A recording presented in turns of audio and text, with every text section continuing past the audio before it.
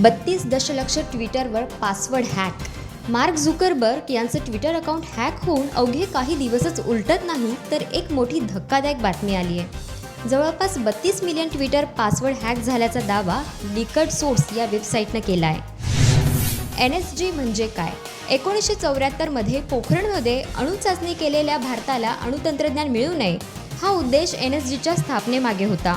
आज मात्र भारताचा दबदबा वाढत असून अमेरिकेसह अनेक देश भारताला पाठिंबा देत आहेत. बिहारमध्ये गुंडाराज सुरूच, भरदिवसा विद्यार्थ्याचं अपहरण. बिहारमधील एक धक्कादायक घटनेत भरदिवसा विद्यार्थ्याचं अपहरण करण्यात आलं.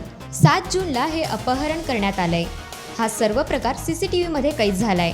पोलिसांनी या प्रकरणी 4 आरोपींना अटक केली आहे. मोदींचा चमचा असल्याचा अभिमान. पहलाज निहलानी. अनुराग कश्यप यांनी मी मोदींचा चमचा असल्याचं बोलले आहेत.